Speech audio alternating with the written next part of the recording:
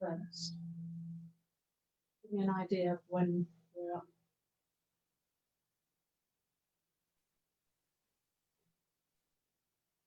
I haven't done this before, looking at the actual page. Right. Okay, so we are now streaming on live on Facebook. So, Chris, hello there, and hello. Thank you so much for offering to join us with this, to be able to actually talk about your recovery, because it's got so many people who can relate to. Yeah, absolutely. Okay, so do you want to just maybe start off by telling us a little bit about how it all began with you? What actually, how did it start? When did you Sure. So it was back in 2015, so 5 years ago now. Always led a very active and healthy life, very much into my sports. At the time of sort of the onset of my back pain, I'd recently moved into a new job, probably about 4 months previous. And I was also looking at moving out of home into first flat of my own. Right.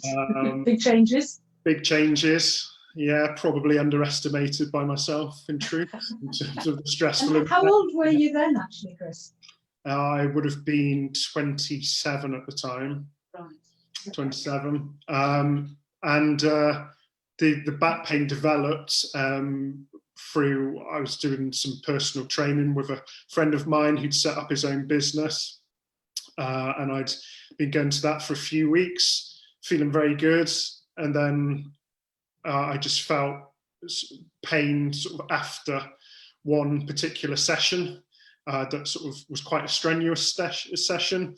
And that pain intensified, didn't seem to subside, but I could never give one specific point in time or one particular exercise that I was doing where the pain just suddenly clicked in. Right. It was something that I felt had developed and then was very difficult to shift, very intense as well. Wow. So even then you knew you weren't sure how it could have started, and you just vaguely put it on the actual PT session. Yeah, absolutely. And I put it down to it must have been something physical that I had done, a strain or an injury that I'd incurred. And that must be the reason as to why I was getting the pain. So what did you do about it? I mean, was it affecting your life at that point? It was something that I'm happy to sort of share that I am someone who can worry about my health. So I think that changes, be it small or large, to the way that I'm feeling physically or mentally is something that would probably concern me more than, say, the average person. Okay. But I sort of felt that, as I said, that I'd incurred an injury and that it was something that would settle down. So I treated myself like you would a usual muscle injury, try something, hot compression, cold compression. It didn't seem to move after a week. And in fact, it was feeling like more of an intense pain. So my first course of action was to go to the doctors. And I think that coincided with me also seeking physio support as well. And did that help? No, is the short answer, really.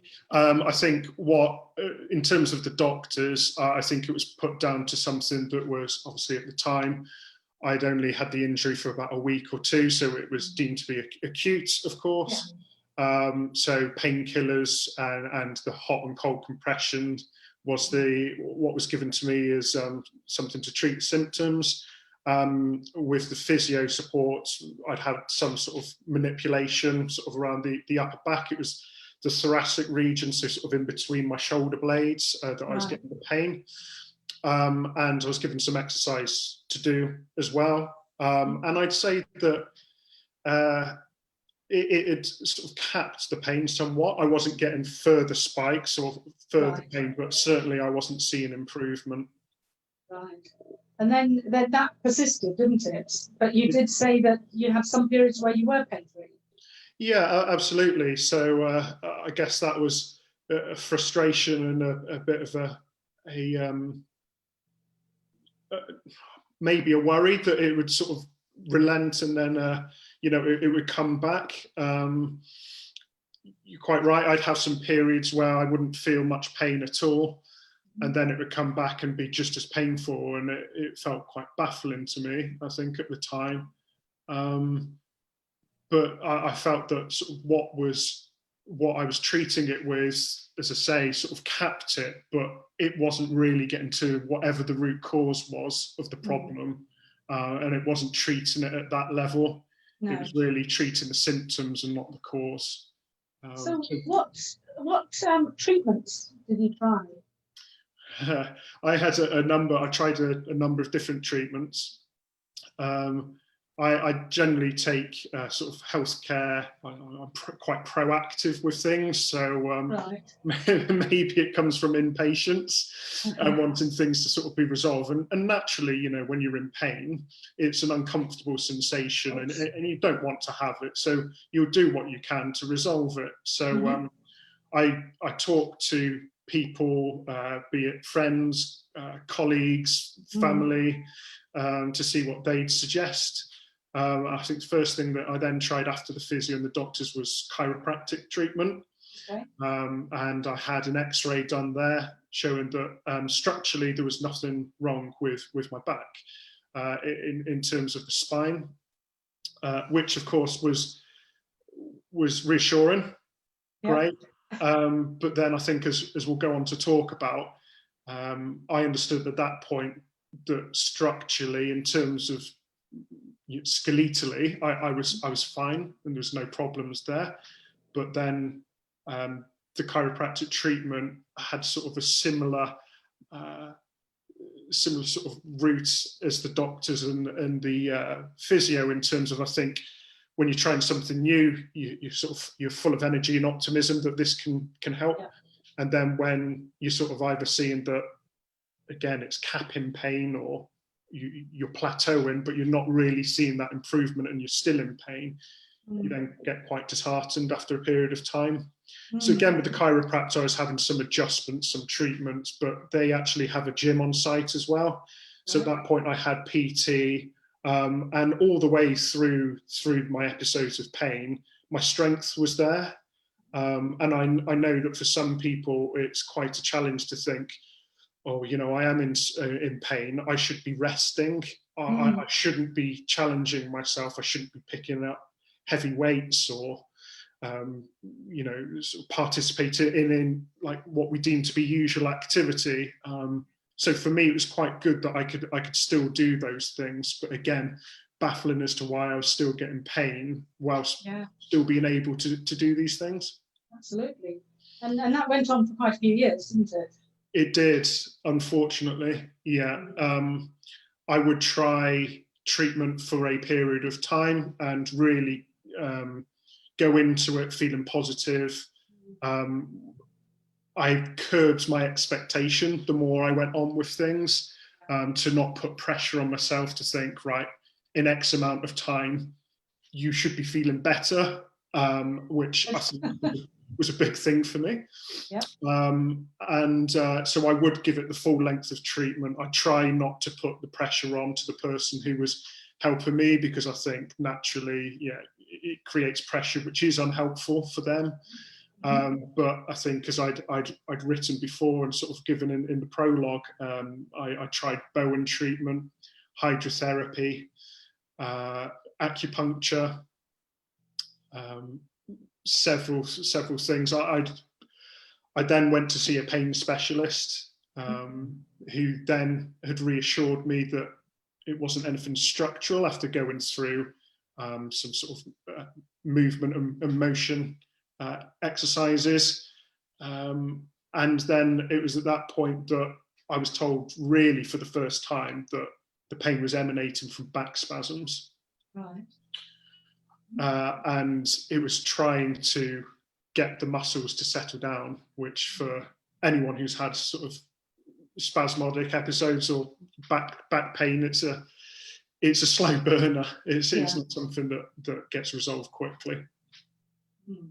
So that was the first time then, that at least you had an inkling of what was going on. Yeah, absolutely. I think it was probably the case with many people's journeys who've, suffering with or overcome chronic pain. It's piecing a bit of a puzzle together.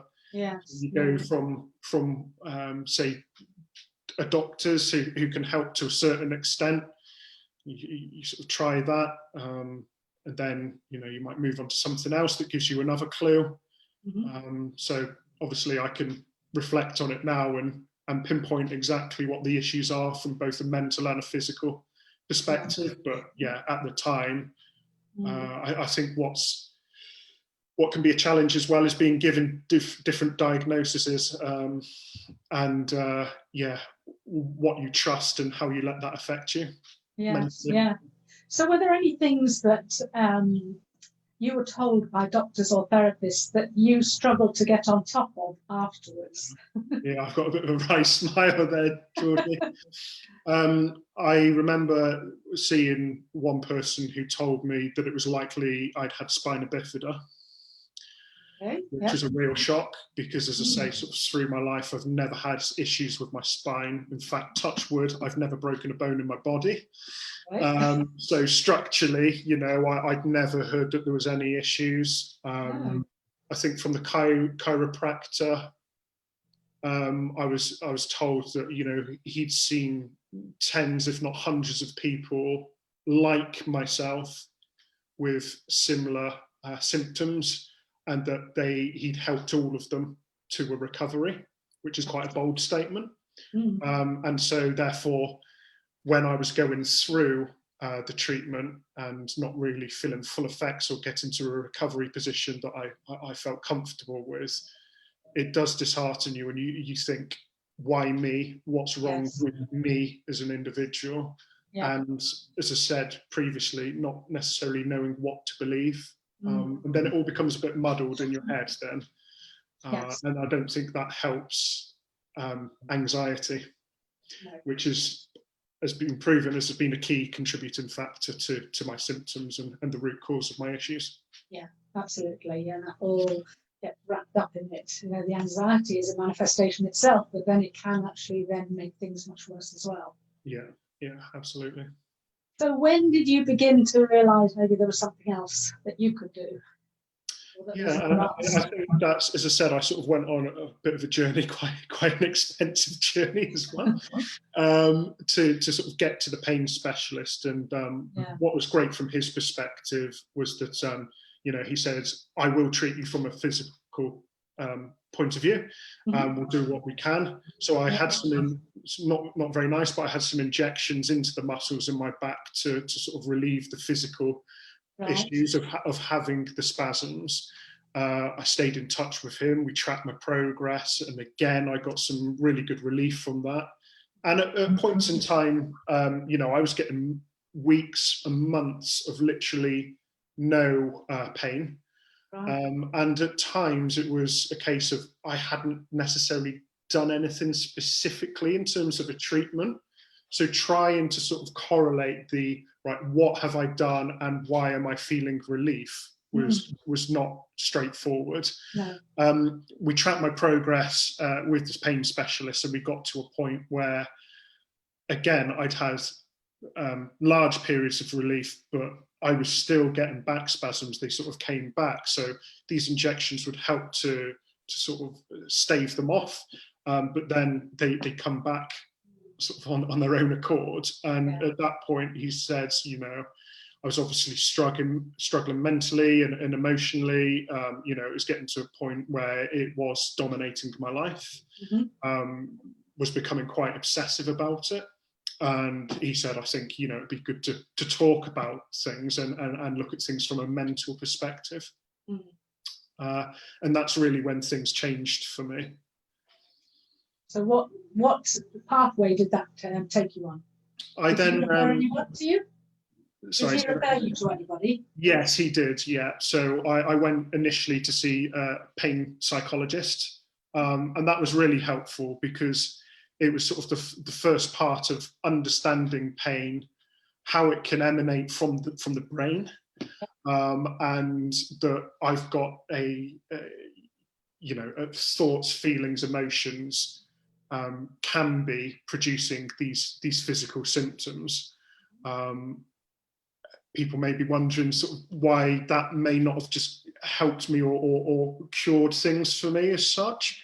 I think it gave me a realization, and again, a lot of relief and a renewed confidence that, this is something that I could manage. Yeah. At least as a first port of call, to manage it, to the stuff that I can do to improve the symptoms from a mental perspective. Yeah. So I then started trying things like mindfulness, which calms me down, got more of a hold on my anxiety, so it wasn't sort of running riot in my mind. As I say, understanding where pain can come from, and that even looking at sort of the mentality behind things like people who would, suffered issues. So it might be things like limb amputation and why they're still getting sort of pain there, or itches in limbs that aren't there. The brain can still sort of cause physical sensations, and that really, as I say, was a breakthrough for me, and I think it really helped, and I was getting more sustained periods of less pain because I was more at ease with the fact that I was believing that there was nothing physically wrong, yes, and that the mental side of things really was playing into this, and could potentially be the root cause of the issue. Yeah, absolutely. And as we know, fear exacerbates the pain cycle. Yeah, it just fuels it. So the more you can get on top of fear and anxiety, the better. Exactly. It's so I guess unbeknown to me at the time, it was breaking that cycle. Yeah. And so that I wasn't because I wasn't feeling so anxious, I wasn't getting the pain. Because I wasn't getting the pain, it wasn't fueling the anxiety, and so on and so forth. But you were still having being triggered and having episodes though, weren't you? Yeah, absolutely. So with the pain psychologist, we did get into things about talking about sort of my lifestyle, I guess, and things that could trigger it, and looking to avoid these things. Easier said than done on some things, but it was that persistency of pain that I was still getting, be it sort of frequently or infrequently. And I just didn't feel that it was resolved, or I had gotten into a position where I could effectively manage this moving forward, and that each time I would have, a spike in pain or a flare up, or however you want to sort of term it, that I would be in a position to deal with that effectively, know what was going on, and not get into a state of anxiety. So you weren't that at that point then? No, I wasn't. No, I wasn't. As I say, it very much helped me to frame things in terms of what the root cause may be. Yeah. But I would get another episode of the pain, and then because it had been, unfortunately, it had been a really large part of my life and had taken over for many years, trying to sort of break the cycle of not panicking straight away, believing, despite what had gone on with maybe inaccurate diagnosis, a lot of mental and physical effort that's gone in, a lot of just pent up frustration. It wasn't that easy to sort of just turn it around. So it had got me to a point, it had moved me forward, but hadn't been sort of the tapping of it or the resolution. And what about the exercise side of things? Were you fearful of doing things because of the pain? Yeah, I was. Strange, really, because I'd spoken at, one of the first things that I did within the first 6 months was go to see the chiropractor, and start on their sort of rehabilitation program, doing the exercise. For me, I guess the angle that I'd sort of come from was that I knew that I could do things physically. So I'd mentioned that I was moving into a flat. So I was there for 2 years, and then I actually moved into a house, another new build. The garden was a blank canvas. So there's lots of sort of laborious activity that I could do around the garden. So sort of getting stuck in with like, you know, moving a lot of things. And I, you know, at the time doing it, I was fine doing it. So I didn't necessarily have that mental block that I can't lift things or I can't do a sustained period of exercise. What it was for me was the fear of the pain that I could get as a result of doing physical activity, and how long that pain would persist for, because very much in the moment, I wouldn't feel back pain. In fact, actually doing some exercise really helped it, even though I wouldn't necessarily recommend, you know, shifting sort of tons of gravel or whatever it may be. It actually, you know, mentally you get the endorphins going because you're doing exercise, so naturally that's helping with pain. But for me, it was a real fear that I would have persistent pain after doing exercise, and so I would be reclusive from doing certain things, and it might be things, as daft as it sounds, as that wasn't as taxing on the body as what I was doing, and I was becoming socially withdrawn, because even not doing exercise, just sort of being sat around, I was in pain, so I didn't feel like I could go out for long periods of time. Having to explain to friends sort of what was going on, but also knowing that I wasn't completely sure what the issue was. And so trying to explain it to them, I felt a bit embarrassed about it, I guess. Sure. So it's not just a physical thing, is it?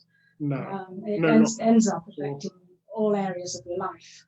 Everything. And fortunately, I worked for, and I'm still working for, a company who were very flexible in terms of the way that I could work. But it, you know, it had got to a point where, you know, my mental focus was so much on, can I feel a twinge in my back? You know, it got to that level. And if I was feeling twinges or I was in pain, I'd exacerbate it because I get anxious that I was at work and outside of my, you know, comfort zone, I guess, and not have the safety blanket of being at home. Not that there was too much that I could do to immediately relieve the pain. So I still managed to work through it, albeit, you know, I work from home quite a lot, but, you know, I felt a bit of isolation, as I'm sure sort of, you know, people can relate to at the moment with working through COVID. So yeah, it was affecting all areas of my life. You know, socializing, work, seeing family, whatever it may be. So when you'd gone through all that, it was obviously really affecting your life in many ways. How did you come across this approach? So I was recommended Dr. John Sarno's book, which was aptly named Healing Back Pain. Very good. Yeah, and as I've sort of said all the way through, I guess the negative of my mentality was that I was constantly focusing on the pain and the issues that I was incurring, but the positivity of that was that I was very proactive in trying to resolve the issue. Sort of naturally, my personality lends itself to someone who's a problem solver. So I was looking for things that could help. And the book, when I sort of received this book and I started reading through it, and it was just like I had written what the problems were in terms of the symptoms, and it just completely resonated. It was a different approach. It was something that logically I could say, do you know what? I think this is what the issue is.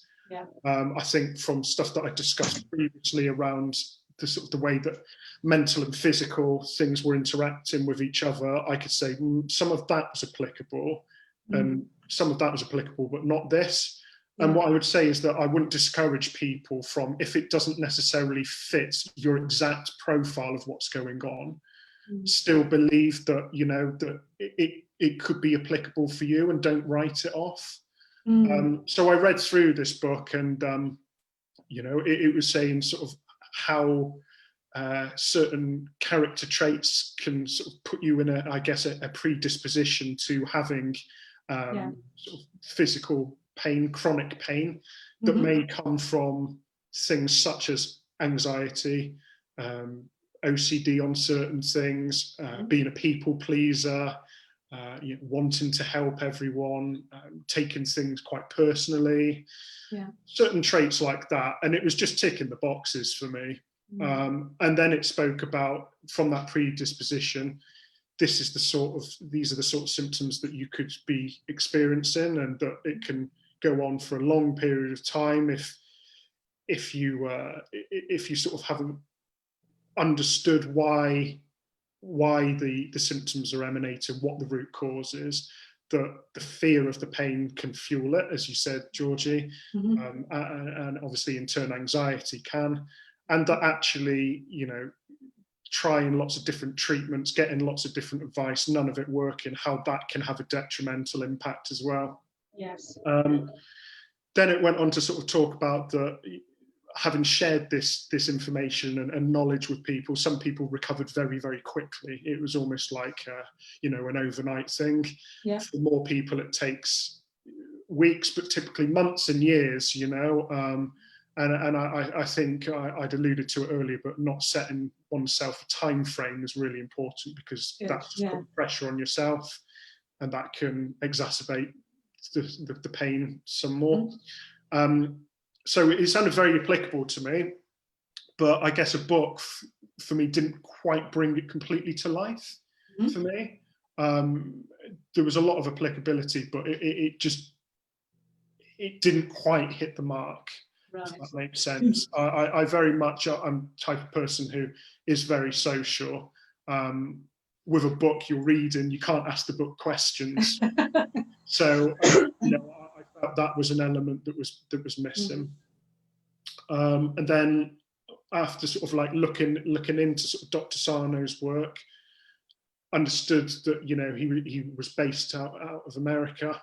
That this approach, was there anything that was local to me that I could tap into? And that's when I came across SIRPA and the practitioners in the UK. I'm from Bristol. Unfortunately, there was a practitioner in Bristol, so I got in touch with him. And then I started to see some sort of like real momentum and some real results. We again did structural tests on me, looked at my flexibility, ruled out again that there was any structural problems with me. And then we started talking about, okay, so that some of this may be mental, some of it's physical, but what loops it all together? And I hadn't quite grasped that, I don't think, until I'd seen this practitioner. And he was explaining to me that, you get certain sensations from the body, that goes up to the brain sort of interprets it, and then it sends signals back to the body. And I thought, right, I can understand that for the pain, but what about the spasms? And, he'd said to me that obviously if you're sort of in fight or flight mode and you're getting very anxious about things, that to protect an area of the body, your mind can literally put areas of the body into spasm as a physical output. And that is what really clicked with me, because then I could logically understand that I am getting the back pains because of this cycle. Yes. And it's coming through the spasms. That's what's causing the pain. And then it clicked for me. So I'd spent a period of time with Matt, and we were sort of having one-on-one consultations, but I'm quite studious as well. I like to really understand whatever it is that either I'm interested in, or what the issue may be. And so he'd said to me that there was a program led by your good self, Georgie, and that's when I got in touch with you. So quite long-winded, and apologies for that. But I think it's important to set the context and sort of all the sort of things. Absolutely. And you've made some good points, and we've got a number of people watching. So thank you everybody for joining us. Brilliant. And do start thinking about any questions that you have of what Chris has said so far. And then as you went through the program, and you came on my 3-month program basically, didn't you? Which includes the online program. Yeah. And I remember it being quite interesting at the beginning, because at that point you didn't have pain, did you? That's right. Sort of in between pain episodes. Exactly. So I think I'd gotten it because it was at the beginning of this year. What year we've all had? Yes. A very long time ago. But I'd got in touch with you because, again, whilst I was seeing that, I was having this persistency in the pain. But quite right, it was broken up by periods of not having pain, which was reassuring, but it was also becoming very frustrating as to why I was sort of having the pain. So wanted to know a bit more, wanted to see if the program could help me, wanted to not try and have the expectation that I'm going to be completely cured, as it may be, but to sort of elongate and expand the areas where I wasn't having any pain. Was there anything that I could do around that? So shortening the pain episodes and expanding those where I was feeling good. Yeah. So for me to be able to sort of go into things on an individual level whilst having the theoretical background, which I could read through, self-help, do the exercise on my own accord, really helped to sort of solidify the thinking, because I was getting some great advice from the practitioner previous to yourself, but it would be like a meeting once a week, once every 2 weeks.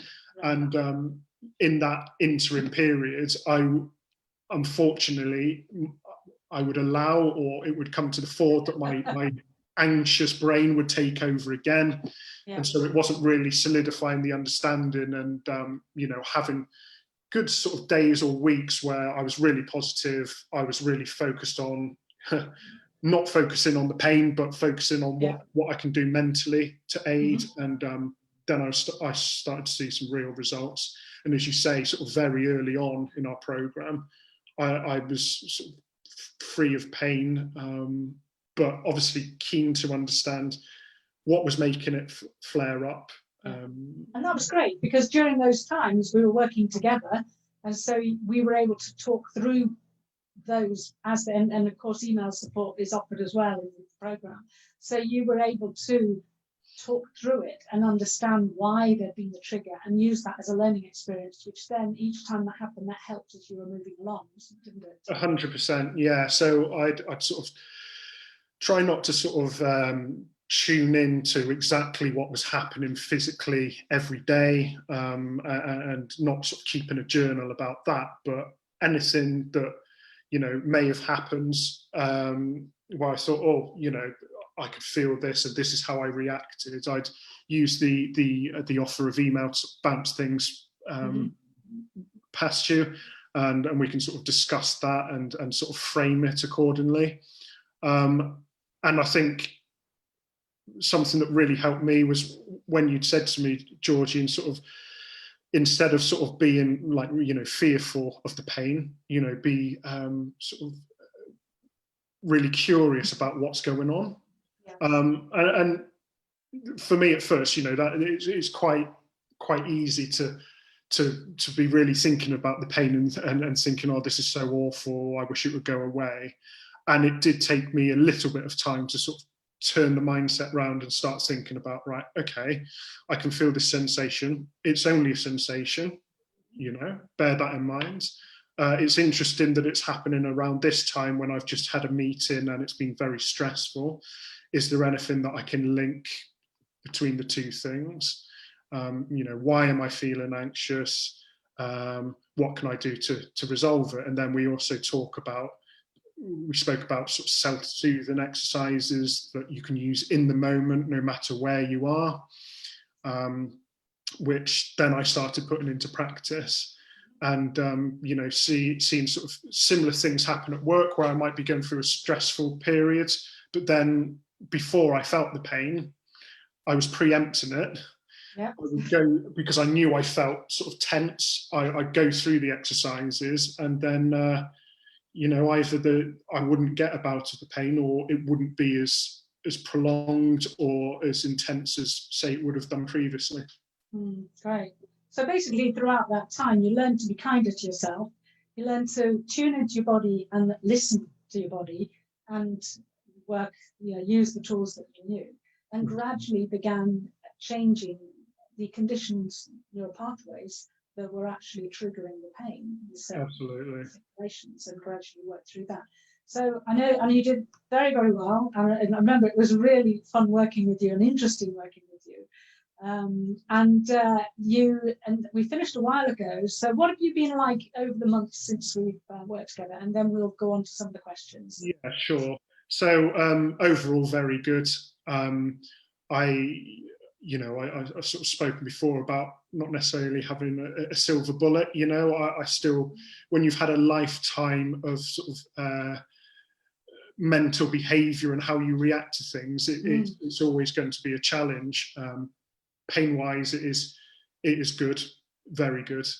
It doesn't affect me day to day, and I am in a position whereby if I do get a bit of pain, I use it as an internal alarm system to say, okay, something's going on here, Chris. Time to sort of switch to your toolkit. So the exercises that we did, the mindfulness, having a long bath, whatever it is to sort of, allay the anxiety and the fear, remind myself that it's just a physical sensation, and that there's nothing to fear about that. And that's what I would do, say, if some of that I do on a day-to-day basis anyway. It's just become part of my sort of routine as such, because obviously outside of the pain, there's many things that can link to stress in terms of physical problems. So I've made a conscious decision that I don't want to keep being this stressed, and there's something that I would like to do about it.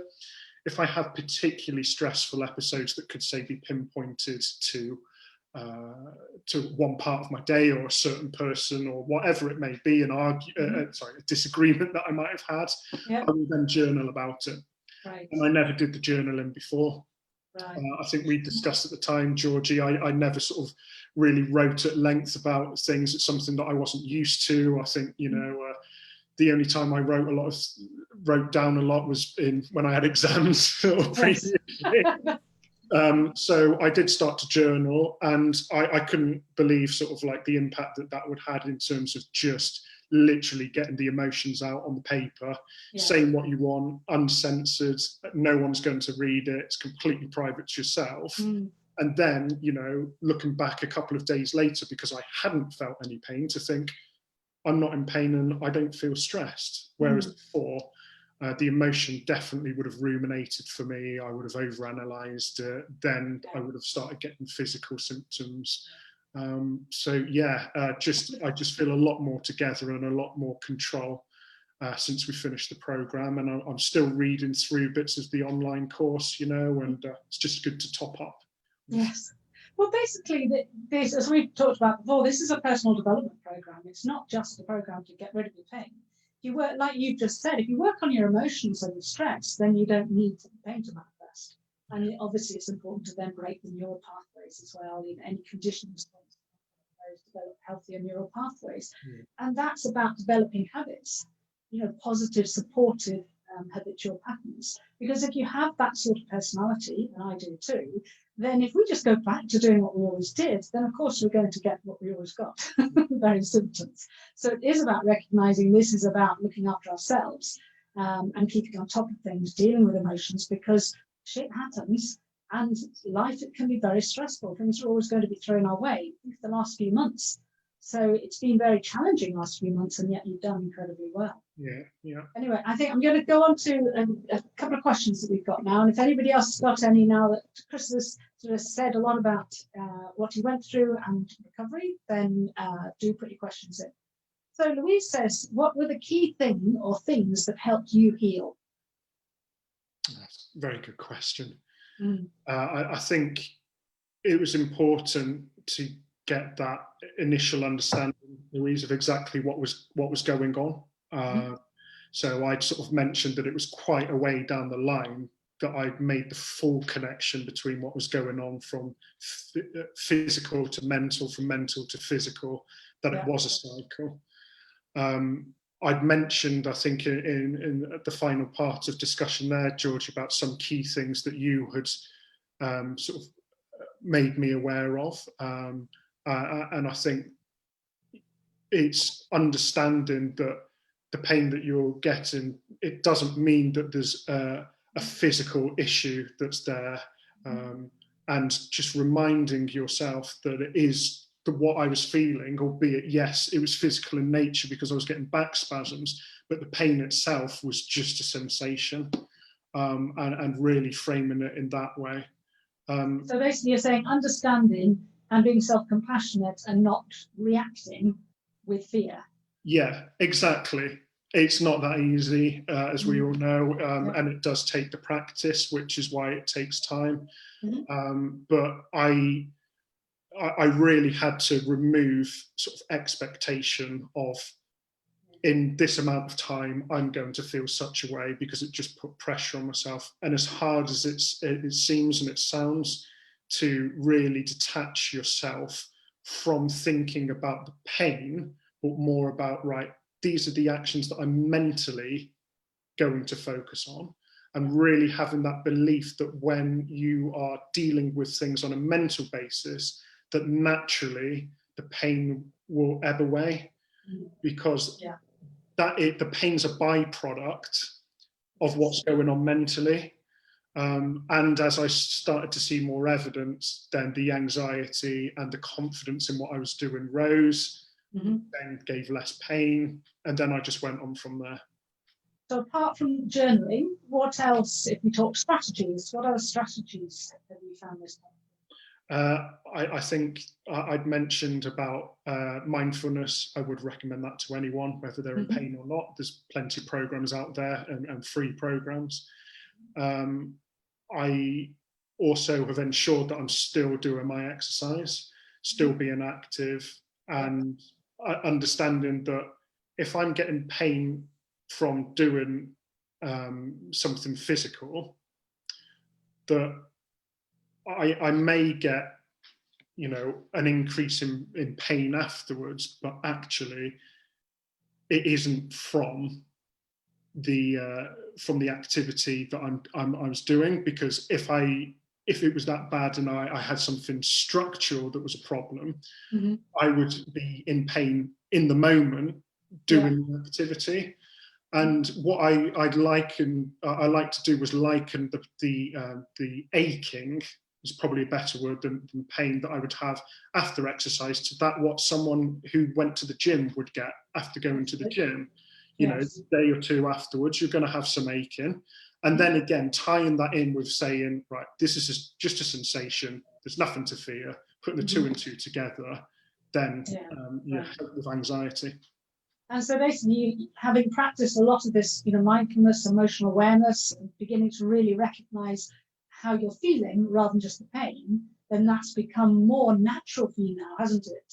So that emotional awareness and introspection, how we're feeling inside, has become much more natural to you. Whereas at the beginning, it's quite challenging, isn't it?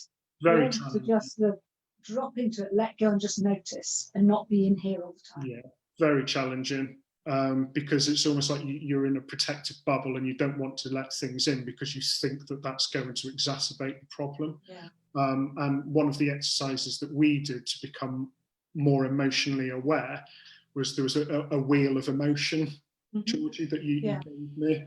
And, you know, for me, there was things in there like sadness, anger, frustration. You know, I'm not a very patient person either, so that doesn't help. But in this wheel, basically, you would have sort of what may be the negative emotion one side of the wheel, and then directly opposite what would be the positive sort of emotion. And so when I was feeling an emotion, I could look at this tool, I could classify what that emotion was, think, right, why am I thinking this way? What's the problem? And then look at the opposite emotion and think, right, what are the things that I can do to heighten that emotion and therefore subside the negative one? And another piece that really helped was letting go of anxiety and stress and frustration was an exercise we did of, would you let it go and could you let it go? And if the answers to those were yes, then I would allow myself to let it go, because the challenge now has been the challenge that was the problem during my pain and what was the challenge before I had my pain, which was how I deal with emotions. So that's why I'm saying it's still an ongoing thing, but I'm much more aware of it now than I have ever been before. Great, great. So although you're using the feelings, emotions wheel to work things out when you need to, there are also times when in the moment you're able to just sit, notice how you're feeling and acknowledge that rather than allowing that to build up. So the pause, breathe, feel.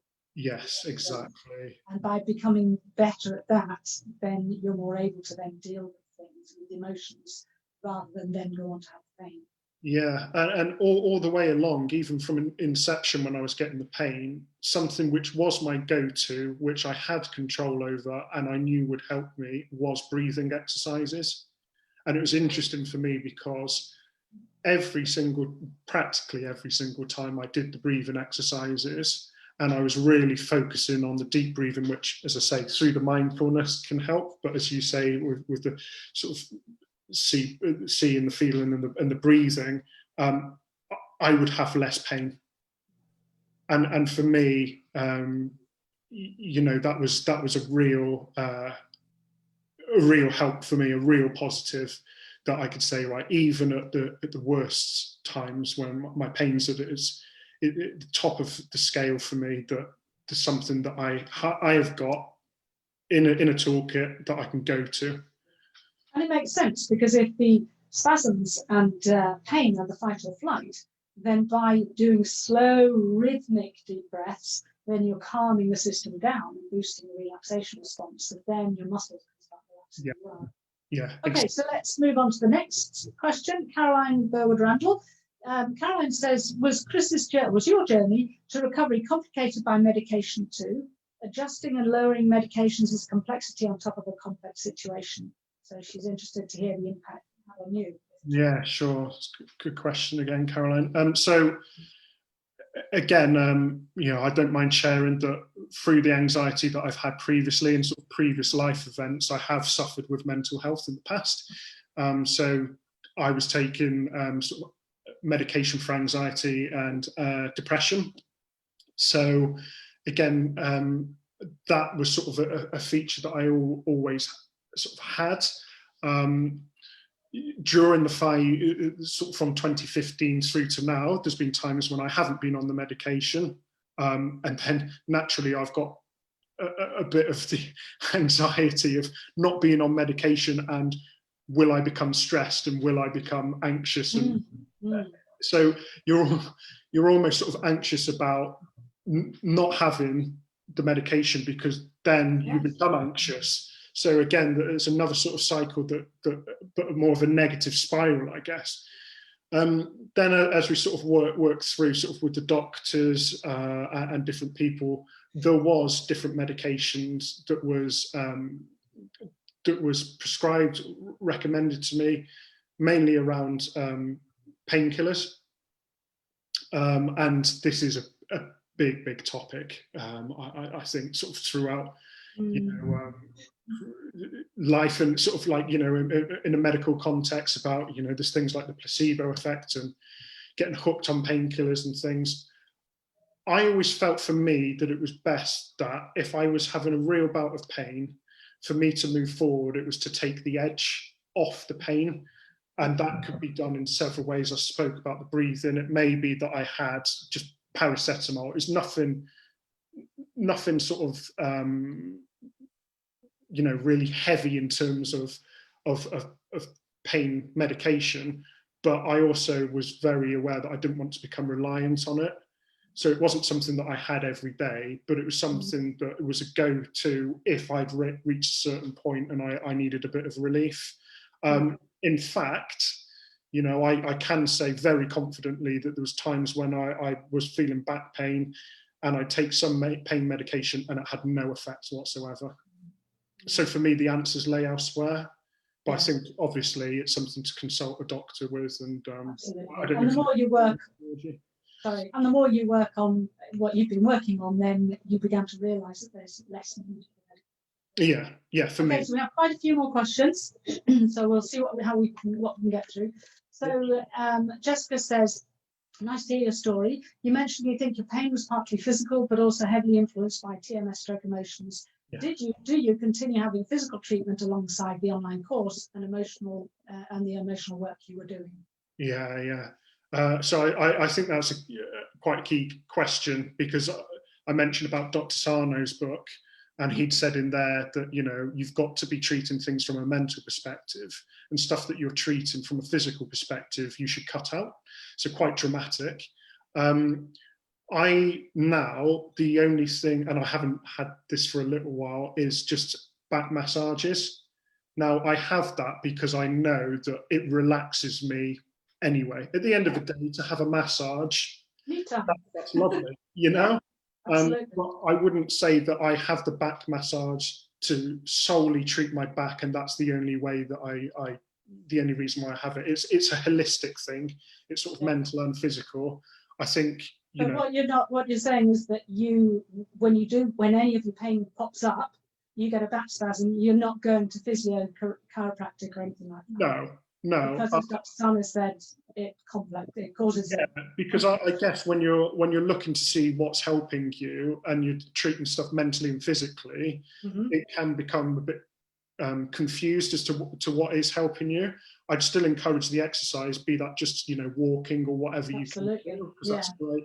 But yeah, the only physical treatment I have now is massage, and that's just to keep sort of just feel supple overall, and because I'm on keyboards a lot with work, it just helps with my shoulders as well. So Jesse's got another couple of questions. We're running out of time soon, but I'm going to we can maybe come back to them, but on very quickly now. And I know why you're asking, Jesse, having emailed me. So did you have some sort of physical diagnosis alongside knowing the emotions were exacerbating it? All you had really was saying that your muscles were tense, you were getting spasms. I had an X-ray, and the consultants were so sure that in the muscular sense there was no real problems, that I'd said, is an MRI worth doing, and they said categorically no, it won't show anything. Back spasms wouldn't have shown up on an MRI. And as you know from this work, even if they'd shown slip disc or whatever, you know now that is not necessarily a cause of pain. No, absolutely. It may be something that I've had all of my life, and it's not the cause. Yeah. So she says, do you think it may have been a combination between the physical and emotional? She's trying to get you to say that there's that there could be both. So what's your opinion? Yeah, honestly, the pain isn't just, I think, as you will have heard, it's not sort of in the mind, in the brain as such, or you're sort of making it up. I had physical symptoms, spasms, and this is why it was so prolonged for me, I guess, is to see some real progress, was because I was of the opinion, I've got back spasms and that's causing my pain, right? What I've come to learn is I'm getting the back spasms because of what's going on emotionally, and that my brain, through fight or flight, is triggering this protective mechanism, which is the spasms. So I'm getting a physical pain, yes, but it emanates from an emotional issue that I've been working through.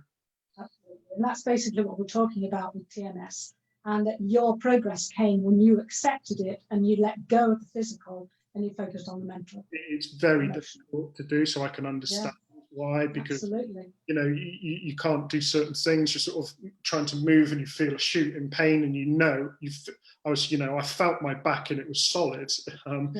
It was obvious that it was in spasms, so you think, right, it has to be physical. But and especially as well when things are found on scans, and you're kept being told by physios, osteopaths that, oh yes, there's hip problem or some sort of degeneration or tension in the muscle, or whatever it happens to be. And it's very hard when you're constantly being told that to actually accept that maybe this is an emotional condition. Really hard, yeah. Okay, so moving on, Kathleen says, in my experience, timing is everything. what made this time right to take on these ideas and life changes? I think you've gone, Catherine. Yeah, absolutely spot on. So I'd mentioned I'd gone through a bit of a journey and gone on different treatments. I think if I'd of course, it's subjective for everyone, so everyone's different, okay? But for me, I needed to try certain things to try and alleviate it myself. And generally that it was through doing something physical. When it had sort of procrastinated and I still wasn't feeling much better, or I was still getting flare-ups, and seeing the impact it would have on me emotionally from being really relieved, thinking I've got a new lease of life, I can go out, I can do this, I can do that, to then literally the next day going from that mentality to really being low, I felt I had to do something emotionally. So the right time for me was when I understood that I wasn't going to help myself through just physical treatment. And I would say the right time for someone is if you are open, at least open to thinking that the issues may be caused by something mental and emotional, then you're in the right point of time to commence the program. Absolutely, and sometimes that takes longer than for other people. It's about the aha moments, and each time you get that aha moment, it might be a massive one and you get better. Otherwise, it could just be one little thing that helps you move forward. Yeah. But yes, good question. So we got people saying thank you very much, really helpful. Louise said, Caroline, thank you, Chris, for your openness. She was interested to hear. And Jessie says, haha, thank you so much for answering the questions. It's been really helpful, and I'm glad you're doing so much better. It's nice to listen to other people's stories who understand. So we've just got 4 minutes left, and Carolyn has asked, what form of journaling did you find most helpful, accessible, as someone who wouldn't have written much before? Sure. So journaling for me was both in a sort of it could be used as a present tool or something that was from things that had happened in the past. So I'd spoken about certain life events that had transpired previously to get in pain, but I still felt was a contributing factor to why I think in certain ways, and how frustration or upset or anxiety may occur. So I journaled about past events or past people where I felt things may be unresolved. So I journaled initially to sort of pick on things that were in my childhood, in fact, that I still think was impacting me to today. And I also journaled about stuff that might have happened at work, where I had a bit of a tete-a-tete with someone, or, you know, someone I perceived someone maybe being a bit difficult. I guess we spoke at length about this, Georgie, I think, about when, you know, when you're in your adult life, you still get those childhood urges yes. to have a bit of a tantrum and really let the emotion out. And obviously as adults, we've been taught and know better not to do that. So it is bottled up. It's like fizzy pop, fizzy drink, that that valve needs to be, you know, released at some point. So journaling for me was I could just put it down on the page uncensored, knowing it was completely private. I wasn't going to read it again. I could throw it away. Yeah, I felt that initial bit of relief that I thought, right, I've got the emotion down on the page, stop thinking about it, Chris. And then it was backed up by a few days later, oh, I actually feel less stressed here and I haven't got pain. Mm-hmm. So when you've been doing that journaling to upload, were you then looking at what you could learn from it and how you can move forward and what you feel grateful for now, for example, as a way to really learn from? Yeah, sure. So not just about things that I guess were getting my goat and irritating me, but stuff, as you say, that was grateful for, particularly in a time like, you know, COVID. You know, that's been helpful for journal, what I have been grateful for. Yes. I've been fortunate enough to remain in my job and have some stability there. Isn't the case for everyone. So, you know, that sort of helped me keep the positive emotions that we spoke about earlier sort of up. And even sorry, even when you were journaling about, let's say, an argument you had or something from your childhood, I think because obviously talked about this before, that you would offload and have the hissy fit or whatever, but then be able to rationalise it and look at what you learned.